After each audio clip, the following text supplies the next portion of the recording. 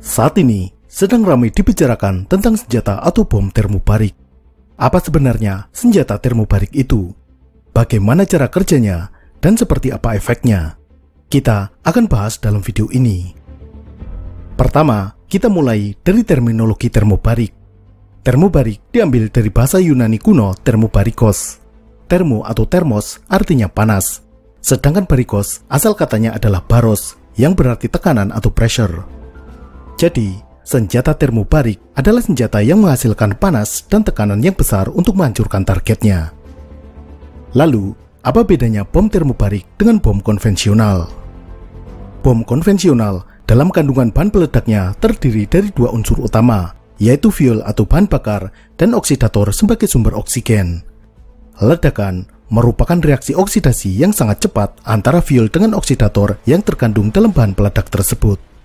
Contoh, bahan peledak yang paling sederhana adalah gunpowder atau bubuk mesiu. Bahan yang tersusun dari potasium nitrat, sulfur, dan karbon itu, jika diprosentase, terdiri dari 20% fuel dan 75% oksidator.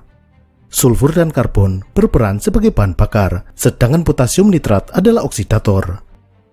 Sementara bom termobarik, bahan peledaknya hampir 100% tersusun atas fuel atau bahan bakar saja. Sehingga, dengan bobot yang sama, bahan peledak termobarik mengandung energi yang lebih besar dibandingkan bom konvensional. Oksigen yang dibutuhkan untuk reaksi peledakan diambil dari udara di sekitar ledakan. Jadi, bom termobarik sangat tergantung terhadap ketersediaan oksigen di tempat ledakan. Ini artinya, senjata termobarik juga memiliki kelemahan, yakni tidak bisa digunakan di bawah air. Juga tidak efektif diledakkan di ketinggian, semisal sebagai rudal anti pesawat. Bahkan, keefektifan bom termobarik juga berkurang pada keadaan cuaca ekstrim, semisal hujan badai.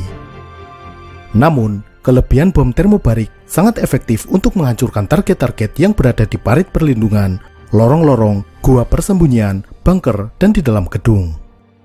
Karena bom termobarik menggunakan shockwave atau gelombang tekanan udara, selama ada lubang udara di tempat persembunyian tersebut, maka tekanan ledakan itu bisa masuk ke dalamnya dan menghancurkan target. Lalu, bagaimana cara kerja dari ledakan termobarik itu? Bom termobarik terdiri dari bahan peledak dalam jumlah relatif besar. Di bagian tengah, terdapat bahan peledak konvensional beserta dengan detonatornya. Ledakan dimulai dari ledakan detonator yang memicu ledakan bahan peledak konvensional. Ledakan ini menekan fuel atau bahan bakar termobarik ke segala arah. Casing bom yang menahan selama beberapa mikrodetik membuat bahan bakar ini temperaturnya meningkat hingga mencapai temperatur auto ignition, yaitu temperatur yang memungkinkan terbakar dengan sendirinya ketika bertemu dengan oksigen. Setelah casing bom pecah karena tekanan ledakan, maka fuel ini akan terpencar menyebar ke segala arah dan bercampur dengan udara bebas. Karena temperatur auto ignition, bahan ini segera bereaksi ketika bercampur dengan oksigen dari udara. Reaksi ini menghasilkan panas yang sangat tinggi dan tekanan yang sangat besar. Tekanan udara merambat sebagai gelombang kejut yang mematikan. Durasi gelombang kejut pada ledakan termobarik ini lebih lama dibandingkan bom konvensional. Ini karena reaksi terjadi secara kontinu di udara bebas. Meskipun selisihnya hanya beberapa milidetik, tapi menghasilkan efek yang berbeda. Efek ledakan termobarik ini pada manusia bervariasi tergantung jarak dari pusat ledakan. Di dekat pusat ledakan, tubuh akan hancur berkeping-keping. Sedangkan pada jarak yang lebih jauh, bisa berakibat kerusakan organ dalam, gegar otak, luka bakar, atau kerusakan panca indera. Gelombang kejut yang merambat meninggalkan kondisi vakum di belakangnya atau disebut sebagai rarefaction. Setelah reaksi ledakan selesai, tekanan yang tadinya naik drastis kemudian langsung turun secara tiba-tiba.